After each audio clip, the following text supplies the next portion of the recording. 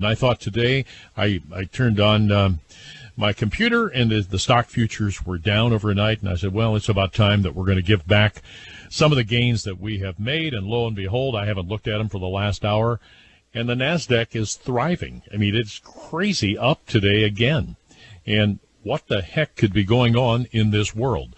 Well, sometimes I try to turn to people that are not on our program regularly and get another opinion about what is going on.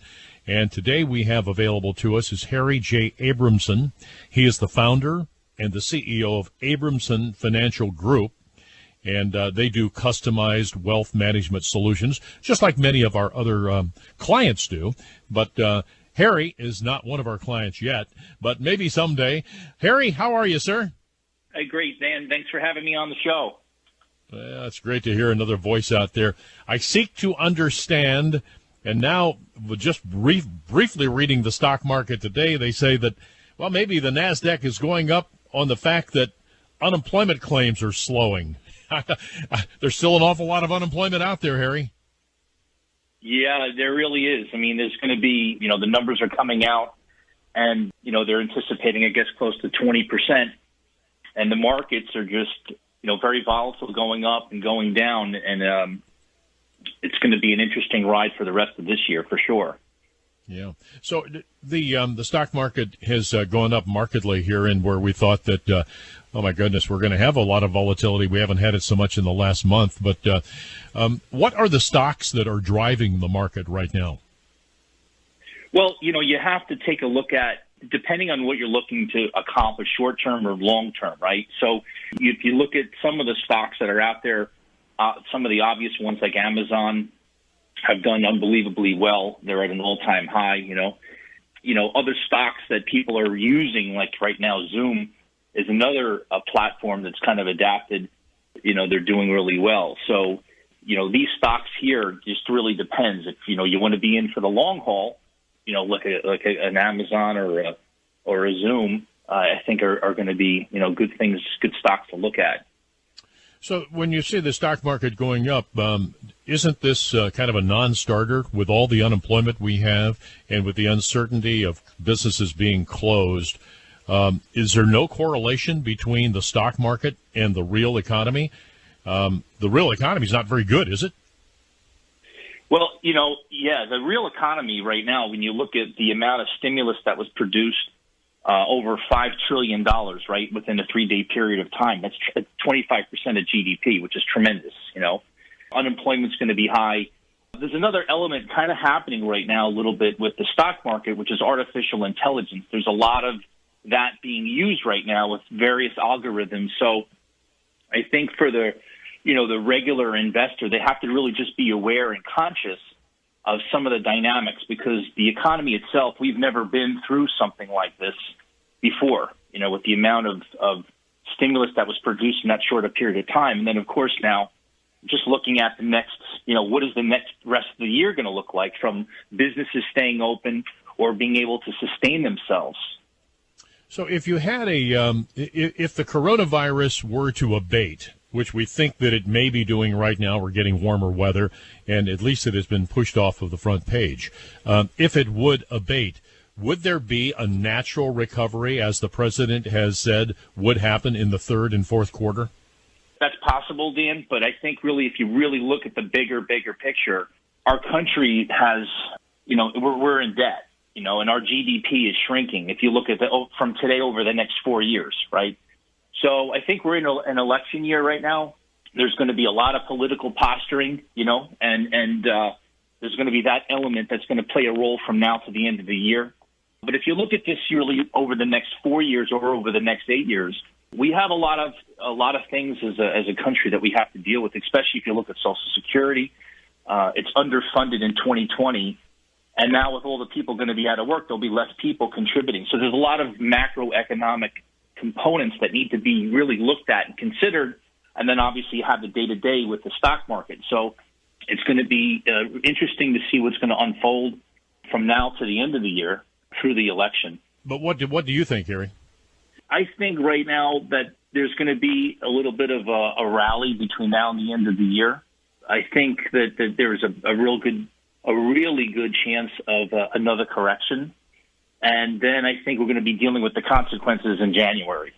So the consequences would be all of the money that we have loaned and all of the unemployment that is currently out there. People have to get back to work. I mean, we can't just keep paying people for being home. That's obvious. But do you think, I mean, I guess I should tell you what I think. It seems to me that there's going to be permanent job loss because people found economies of scale where you don't have to go into work and you don't have to travel as much. The travel industry is going to be way down. Is there any reason to feel optimistic that those will recover? I don't think those are going to recover. I think you're going to see a lot of businesses just close down. I was just speaking to a business owner yesterday that was in business for 40 years. And he shut his doors and he's out of business. What type of business? Custom leather, works for various industries. He was up in Boston, and he was in business for 40 years, and he just shut his doors. And then of course you look at the restaurants. How can they possibly operate with maybe 25%, 50% capacity? Yeah. I mean, entertainment and restaurants are such a vital part of our economy here. But again, I go back to this central question. NASDAQ is doing well today. The stock market in general has done well for the last 6 weeks, I would say, 5 or 6 weeks. Can you explain it at all? Well, I think people in general right now are optimistic for the most part. You know, when the markets came down, people saw an opportunity, right? They wanted to get in while the markets were depressed. So they do have money flowing into the markets. They just have to be careful because when things drop out, people then, of course, then take their money and they realize their losses. So I think right now people see opportunity still with the markets and some of the stocks they want to kind of, get in on. But they just have to also really be careful because, the economic factors that we are dealing with as a country are very real. So maybe there's a short term, people really, feel great about it. But, you get people that are thinking about retirement, looking at their assets, and they have to make big decisions right now. Do they stay in and participate, or do they kind of just maybe pull out and look at alternate strategies? How about you? What do you think? What do you think about that? I think it's a smart move. I mean, I don't think that anybody right now, any potential gain between now and the end of the year, I don't think is really worth the risk. I mean, if they want to participate, they can kind of sit on the sidelines and wait and then make a decision maybe in January just to see what it looked like. The markets have come back, so they might as well take advantage of that, but they don't need to risk it anymore, in the short term. Got it. And so you're kind of contrarian to everybody out there that has the blue sky up there, and they're painting it and saying that this remarkable recovery is going to last. I think what I'm hearing you say is that the money that we are spending right now, the bills are going to come due for this next year, and it could bode well, could bode badly for the economy. Let me ask you: do you think there's any place else in the world to put your money right now? That's an interesting question. I do not see that as a viable opportunity for people to invest unless they're very, very sophisticated and have a real full understanding, of the political landscape worldwide. A lot of countries right now are operating with deficits themselves. So not only just the United States, but there's a lot of countries that are fairly large economies that are operating, and they have a shrinking GDP as well. Doesn't make us feel any better because now we're part of a global downturn in the economy, and it seems that China is the only country that really hasn't been touched by, as much by their financial districts are not really touched by COVID-19. They don't seem to be incurring the racial strife that we're incurring right now. It's a scary time, Harry. Any final thoughts? Any counsel? I know you can't talk about, you folks are not allowed to talk about specific stocks, but is there any sectors that you do like right now? Yeah, I think something that is a really good idea, and again, you want to take a look at, like you yourself as an investor, like what do you like, right? What do you use? What are some of the tools you use? So like if you're using, not to pick one over another, whether it's Uber or Lyft, you're depending on where you are, or if you like one particular company, it's nice to do business with the products and companies that you deal with. So wherever you shop or what you use online, because obviously it's a trend. And so if anybody's out there using certain technologies or certain companies or certain services, they can look into it and support that company or invest in that company, because they themselves are the biggest advocate. Yeah. So if you're using some technology out there that you see your company that's using, it's becoming more popular, maybe a good clue for you.